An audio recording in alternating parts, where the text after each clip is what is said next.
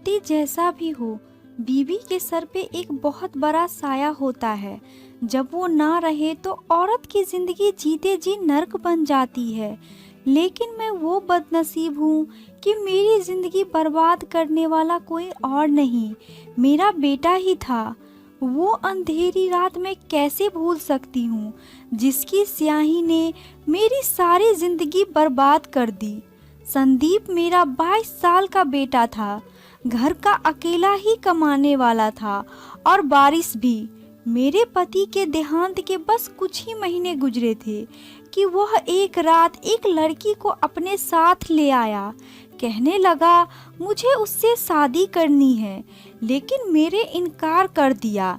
वजह ही ऐसी थी, मैं कभी भी संदीप की शादी उस लड़की से नहीं कर सकती थी। लेकिन मेरा इनकार करना था। संदीप आपे से बाहर हो गया। इसने इस लड़की को तो वहां से भगा दिया, लेकिन मेरा हाथ पकड़कर वो मुझसे जबरदस्ती खींचता हुआ कमरे में ले गया। मेरी जान उस वक्त फना हुई जब उसने मुझे बेड पे पकड़ा और कमरे की कुंडी लगाई। कहने लगा आज तुम्हारे इनकार की तुम्हें वो सजा दूंगी कि दुनिया वालों के सामने मुंह छुपाती फिरोगी। इसके बाद का मतलब समझकर मेरा गम और गुस्से से बुरा हाल था। मैंने कहा शर्म करो, मैं माँ हूँ तुम्हारी। लेकिन इसने मेरी बात नहीं सुनी और फिर मेरे साथ वो मंजर सुनकर आपके रोंगटे खड़े हो जाएंगे। संदीप मेरे पति की इकलौती औलाद था, इसीलिए मेरे पति ने इसकी अब तक सारे लाड़ उठाए थे। इसीलिए खुद गर्जी और बदतमीजी इसकी रग रग में कूटकर भरी थी। वो मुझसे कभी भी तमीज से बात नहीं करता था। बचपन से ही मेरा पति इसे सिखाता आया, संदीप तू मेरी सारी जायदाद के अकेले वारिस हो। कच्चे दिमाग में जब ये बातें कई बार बच्चा सुनता है तो खुद ब खुद ही उसके अंदर ये सारी बातें खुदगर्जी के तौर पे आ जाती है। संदीप के साथ भी कुछ ऐसा ही मसला था। वो पूरे घर में यूं रहता जैसे वो मालिक है और मैं उसकी नौकरानी। मुझे नहीं याद कि इसने मुझे कभी माँ हुई कहा हो। मेरा नाम रीवा है और वो मुझे रीवा कहकर ही पुकारता था। पहले पहल जब उसने मुझे कहकर पुकारा तो मुझे लगा शायद ये मेरा पति मुझे इसी नाम से पुकारता है, इसीलिए संदीप की जुबान पर भी यही चढ़ गया है। मैंने इसे फौरन टोक दिया, बेटा मैं तुम्हारी माँ हूँ, मुझे माँ कहा करो। लेकिन वो 7 साल की उम्र से ही बहुत ही बदतमीज किस्म का था। कहने लगा नहीं, मैं तो तुम्हें रीवा ही कहकर पुकारूंगा। मुझे इसका लहजा बहुत बुरा लगा था। मैंने एक थप्पड़ इसके मुंह पे मार दिया, लेकिन मैं नहीं जानती थी ये थप्पड़ मुझे इस कदर उलझन में डाल देगा। मेरा पति इस वक्त ऑफिस के लिए तैयार हो रहा था और संदीप स्कूल के लिए तैयार हो चुका था। मैं उसे नाश्ते बनाकर देने लगी तो कहने लगा मुझे तुम्हारे हाथ का नाश्ता नहीं पसंद है। रीवा इसकी इस बदतमीजी पे मुझे गुस्सा आ गया। मैंने कहा मुझे माँ कहा करो, मैं माँ हूँ तुम्हारी। वो कहने लगा रीवा हो तुम और मैं तुम्हें रीवा ही कहकर पुकारूंगा। मुझे उस पे उस वक्त बहुत गुस्सा आया। मैंने उसके मुंह पे थप्पड़ मार दिया, लेकिन मैं नहीं जानती थी जिसका अंजाम मुझे तरपा के रख देगा। वो रोने लगा। उसी वक्त मेरा पति कमरे से बाहर निकला, संदीप से रोने की आवाज़ पूछने लगा। संदीप ने मेरी तरफ इशारा किया और कहने लगा इस औरत ने मुझे थप्पड़ मारा है। मैंने कहा कि मुझसे बदतमीजी से बात कर रहा था, मुझे माँ की बजाय रीवा कह रहा था। मेरी बात मेरे पति ने पूरी सुनी भी नहीं कि जोरदार थप्पड़ मेरे मुंह पे मार दिया। कहने लगा तुम होती कौन हो मेरे बेटे पे हाथ उठाने वाली? मैं बताता हूँ कि मेरे बेटे पे हाथ उठाने का क्या होता है। वो मेरा हाथ पकड़े मुझे किचन में ले गया, स्टोव जलाया और जलते चूल्हे पे मेरा हाथ रख दिया। मैं बुरी तरह से बिलबिला उठी थी, चीखने लगी, चिल्लाने लगी, लेकिन मेरे बेरहम पति को मुझ पे तरस न आया। संदीप यह सब देखकर हंसते हुए तालियां बजा रहा था। मेरे पति ने मुझसे कहा, खबरदार, जो तुमने दोबारा संदीप पे हाथ भी उठाया तो। मुझे नहीं मालूम था कि मेरा पति ऐसी हरकत भी मेरे साथ कर सकता है, वो भी एक बच्चे के लिए। एक बाप ही अपनी बीवी के बच्चे के सामने अहमियत नहीं देगा तो वो क्यों इज्जत देंगे। मेरे साथ भी ऐसा ही हुआ था। मैं रोती बिलखती अपने कमरे में चली गई। इसी वक्त तरह से गुजरता चला गया और आखिरकार संदीप 10 साल का हो गया था और इसकी खुदगर्जी और भी परवान चढ़ गई थी। वो स्कूल से आता तो मैं खाना तैयार करके रख देती, क्योंकि अगर जरा भी देर हो जाती तो वो तूफान खड़ा कर देता। लेकिन आज सुबह से ही मुझे बुखार थी, मुझसे कोई काम नहीं हो रहा था, खाना भी नहीं पका सकी। कल की सब्जी मौजूद थी, मैंने सोचा वही आज संदीप को दे दूंगी। संदीप जब स्कूल से वापस आया, मैंने बड़ी मुश्किल से ही इसके लिए रोटी बनाई थी। वो सीधा किचन में आया और कहने लगा, रीवा रोटी नहीं बनाई अभी तक? ना जाने तुम क्यों इतनी सुस्त और कामचोर हो। मैंने कहा, मुझे सुबह से बुखार है। मैंने खाना टेबल पे रख दिया, लेकिन कल वाली सब्जी देकर उसने खाने की प्लेट पकड़ी और जोर से फर्श पे फेंक दी। तुम मुझे बासी खाना खिलाकर बीमार करना चाहती हो? मैंने नहीं में सर हिला दिया। मैंने कहा, मुझे सुबह से बुखार है, मुझसे कोई काम नहीं हो रहा है। मैं बुखार में अभी भी तप रही थी, मेरा सर बुरी तरह से चकरा रहा था। लेकिन संदीप भी शायद अपने बाप की तरह ही बेरहम था। कहने लगा, यह ड्रामा मेरे सामने मत करो और चल खाना बना। मैंने उसकी बात पे कान नहीं लगाए कि मुझे खड़ा होना भी मुश्किल हो रहा था। खाना बनाना तो दूर की बात थी। मैं अपने कमरे में जाकर लेट गई। वो चीखता चिल्लाता रहा, लेकिन मुझ में इतनी हिम्मत ना हुई थी कि नए सिरे से खाना बनाती।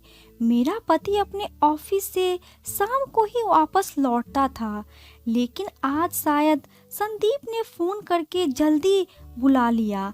मैं इस वक्त बुखार में बेहाल पड़ी सो रही थी जब वो आया और मेरा बाजू पकड़कर झटके से मुझे उठाकर बैठा दिया। कहने लगा, बदतमीज औरत, तुझे मैं इसीलिए शादी करके नहीं लाया कि तू मेरे बच्चे को भूखा रखे। ये कहकर वो मुझे बालों से पकड़कर किचन में ले गया। मेरा तो बुखार से बुरा हाल था, सर चकरा रहा था। मैं भी घसीटते हुए पति के साथ चली गई और बड़ी मुश्किल से बोली कि मुझे बहुत तेज बुखार है, मुझसे तो चला भी नहीं जा रहा। मैंने खाना बनाकर रख दिया है। मगर संदीप ने, मैं सिर्फ इतना ही बोल पाई थी क्योंकि पति ने मुझे और बोलने का मौका ही न दिया था। और फिर गरम तवे पे मेरे हाथ रखकर मेरे चेहरे पे एक के बाद एक थप्पड़ मारने लगे। मैं दर्द से बिलबिला उठी थी। बुखार तो पहले ही था, अब दर्द की टीस पूरे बदन में फैल चुकी थी। मगर जब पति ने मुझ पे हाथ उठाया और दर्द की टीस मेरे पूरे बदन में दर्द करने लगी तो मैं चीख मारकर बेहोश हो गई। इसके बाद पति कितनी ही देर तक मुझे मारता रहा, मुझे कुछ याद न रहा। आँख खुली तो देखा कि मैं यूं ही किचन के फर्श पे पड़ी हूँ। मेरे हाथ जले हुए थे और मेरे बाल बिखरे हुए थे। पूरा वजूद दर्द कर रहा था। बुखार अभी भी था, मगर इसके बावजूद मैं सिसकते हुए उठकर पीछे दीवार से टेक लगाकर बैठ गई। रात का न जाने कौन सा वक्त था, तभी मुझे कदमों की आवाज़ सुनाई दी। संदीप चलता हुआ किचन में आया और आकर मेरे सामने एक अजीब सी मुस्कुराहट सजाकर कहने लगा, जब नौकर मालिक की बात न माने तो इसका यही हश्र होता है। मुझे संदीप से उस दिन बहुत ही ज़्यादा नफरत हो गई थी, मगर इसके बावजूद मैं कुछ कह नहीं सकती थी, क्योंकि वो इस घर का मालिक था। यही सब वो सुनता रहा था। इसने तो अपनी माँ की जरा भी इज्जत न रखी थी। पति ने मुझे अगले कई दिनों तक कोई बात न की और न ही मुझे दवा ला कर दी। मैं घरेलू नुस्खे अपनाते हुए ही अपनी तबीयत ठीक करने लगी। इसके बाद तो जैसे भी हालत हो, चाहे मर भी रही हो, तो मैंने संदीप की बात को कभी खाली न जाने दिया था। इसके लिए ताज़ा खाना बनाया करती और इसके हर जुल्म को खामोशी से सहा करती, मगर इसके बावजूद इसका रवैया दिन ब दिन बिगड़ता ही चला जा रहा था। पति ने भी अब मुझसे बात करना बंद कर दी थी। वो संदीप से बहुत प्यार करते थे और मुझ पे हर वक्त गुस्सा करते रहते थे कि जो संदीप कहे वही करो, इसके हुक्म का पालन करो, इसके हुक्म के खिलाफ मत जाना। मेरी अब यही कोशिश होती थी कि बाप बेटे की शिकायत का मौका न दूं। मेरी सारी हसरतें तो दिल में जैसे दफन हो चुकी थी। संदीप 12 साल का हो चुका था और अब वो समझदार था, मगर इसकी नफरत और बदतमीजी तो जैसे आसमान पे पहुंच चुकी थी। वो मुझे कभी भी तमीज से बुलाया ही नहीं करता था। एक रोज वो घर पे ही था। आज उसने स्कूल से छुट्टी ली थी। मैं जब उसके कमरे से बाहर गई तो मुझे अंदर से अजीब सी बदबू आने लगी। मेरे तो रोंगटे खड़े हो चुके थे। मैंने एक झटके से जब दरवाज़ा खोला तो अंदर संदीप बैठा था और उसके हाथ में सिगरेट थी। वह बेफिक्र होकर सिगरेट के कस लगा रहा था। मेरे पैरों के नीचे से जमीन निकल चुकी थी। 12 साल लड़के के हाथ में सिगरेट। मैंने आगे बढ़कर संदीप के हाथ से वो सिगरेट छीन ली और फिर उसके चेहरे पे थप्पड़ मार दिया। कहने लगी कि तुम्हारी हिम्मत कैसे हुई इसको हाथ लगाने की? क्यों अपनी जान के दुश्मन बन बैठे हो? आने दो तुम्हारे बाबा को, आज बताती हूँ। मगर संदीप ने तो हद ही पार कर दी। वो गुस्से से उठा, बगैर लिहाज किए मेरे चेहरे पे थप्पड़ मार दिया। मैं उसे कड़ी हैरत में देख पे पड़ गई। वो मेरा बेटा था और मैं माँ पर हाथ उठा चुका था और मैंने बेयकीनी से संदीप की तरफ देखा और बोली कि क्या तुम्हें एक पल के लिए भी शर्म नहीं आती? मैं तुम्हारी माँ हूँ और तुम मुझे ही थप्पड़ मार रहे हो। वो मुझे धक्का देकर बहुत ही गुस्से से कहने लगा, चल चल निकल यहाँ से। तू मेरी माँ नहीं है, सिर्फ एक मामूली सी नौकरानी है जिसे मेरा बाप झोपड़ी से उठाकर लाया था ताकि वह घर की साफ सफाई करवा सके और मेरा खाना बनवा सके। दोबारा खुद को मेरी माँ कहा तो इससे भी बुरा हश्र करूँगा। इसके मुंह से आज जब यह सुना तो मुझे अपना वजूद बेमतलब सा लगने लगा। मैं रोने लगी और खामोशी से इस कमरे से बाहर निकल आई। हाँ, यह सच था कि मैं संदीप की सौतेली माँ थी, मगर माँ थी ना। मैंने इसे पाल पोस कर इस उम्र तक पहुंचाया था, मगर आज इसने कैसे मुझे बिल्कुल ही बेइज्जत कर दिया था। मुझे आज भी वो रात याद थी जब मेरी माँ ने मुझे विदा करके संदीप के पापा के साथ भेजा था। मेरा ताल्लुक बहुत ही गरीब घराने से था।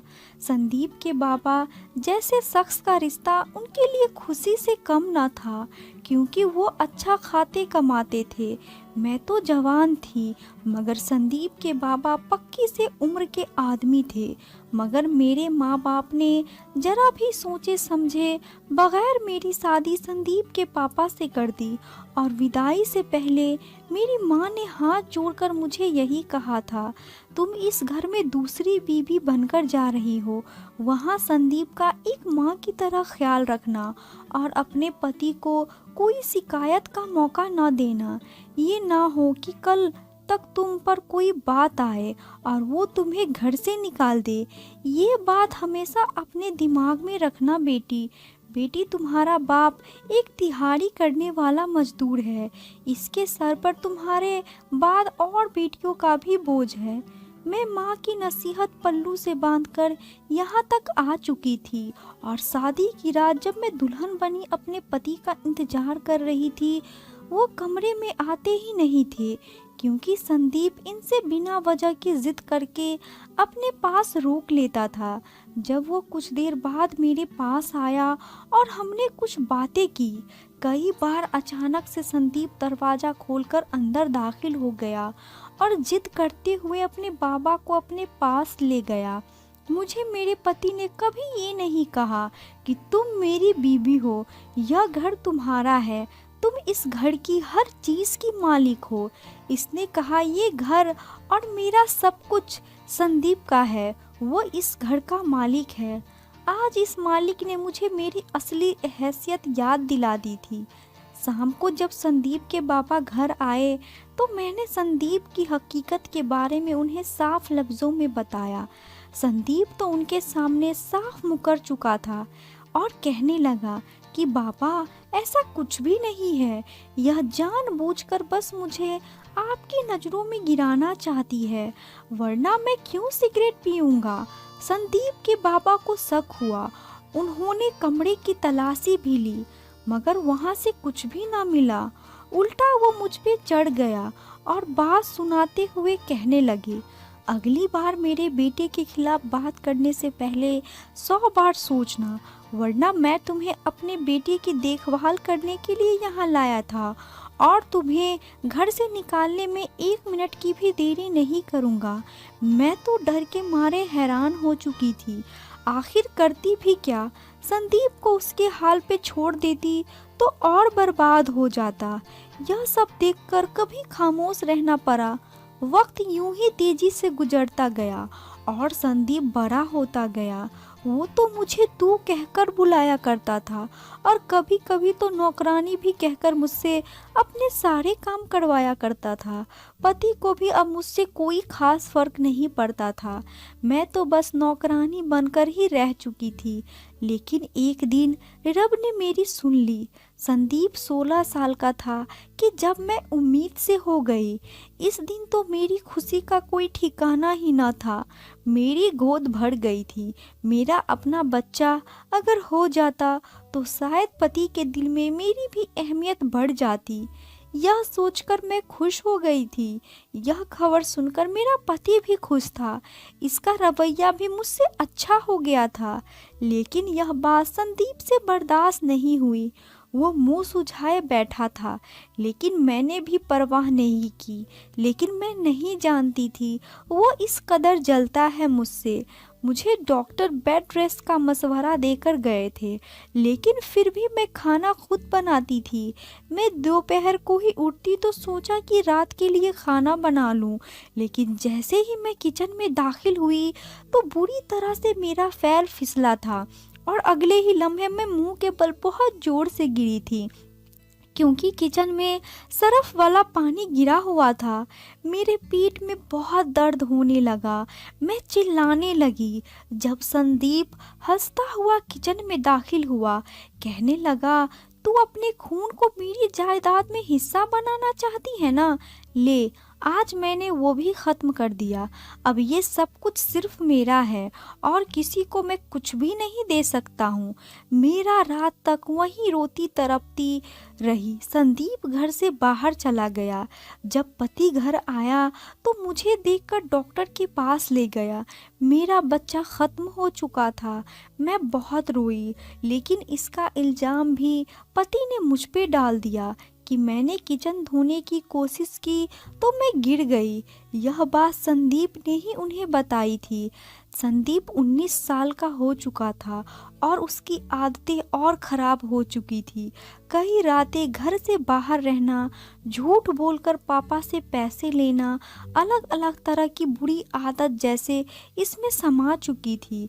इसकी संगत इतनी ख़राब थी कि मोहल्ले से शिकायत आना शुरू हो गई, मगर संदीप के बाबा को तो उस पे अंधा भरोसा था। एक दिन एक कार एक्सीडेंट में मेरे पति की मौत हो गई। उनका साया सर पे था तो खुद को सुरक्षित समझती थी, मगर अब उनके जाने के बाद मैं तो बिल्कुल अकेली हो चुकी थी।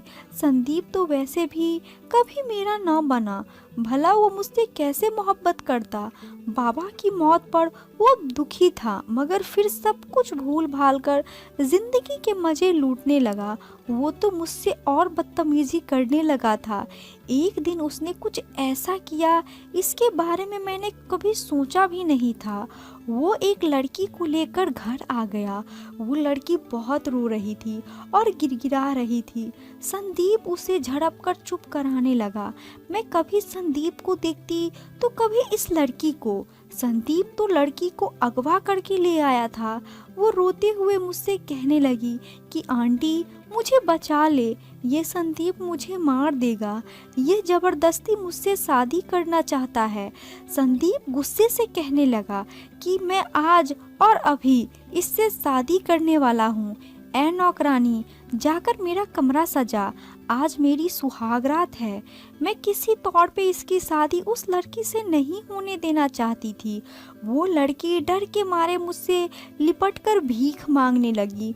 वो मासूम लड़की तो इनके कॉलेज में पढ़ती थी, गरीब बाप की बेटी थी। संदीप का इस पे दिल आ गया और उसे मानने लगा, मगर वह उसके झांसे में जब न फंसी तो आज उसे जबरदस्ती उठाकर घर ले आया था। संदीप इस कदर गिर सकता था, मैं सोच भी नहीं सकती थी। मैं इस लड़की को संदीप से छुड़वाकर अपने पास ले आई और गुस्से से कहने लगी कि मैं तुम्हें इस लड़की के साथ ज्यादती हरगिज नहीं करने दूंगी। जाकर इसे वापस छोड़कर आओ, वरना मुझसे बुरा तुम्हारे लिए कोई नहीं होगा। वो ढीठ पने की हद पार करते हुए मेरे पास आया और चीखते हुए बोला, क्या करेगी तू? तू कर ही क्या सकती है? नौकरानी है तू, मुझे धमकी देगी? इतने पे निकल आए हैं तेरे। चुपचाप लड़की को इधर करना, वरना मैंने संदीप को डांटा और मना किया कि मैं तुम्हारी शादी इसके साथ कभी होने नहीं दूंगी। अगर तुमने इसके साथ जबरदस्ती की तो मैं पूरे मोहल्ले को तुम्हारी करतूत का बताकर तुम्हारे खिलाफ सख्त कदम उठाऊंगी। मगर संदीप तो जैसे आग बबूला हो चुका था। इसकी अकड़ को ठेस पहुंची थी कि उसकी सौतेली माँ ने इससे जुबान दराजी की है।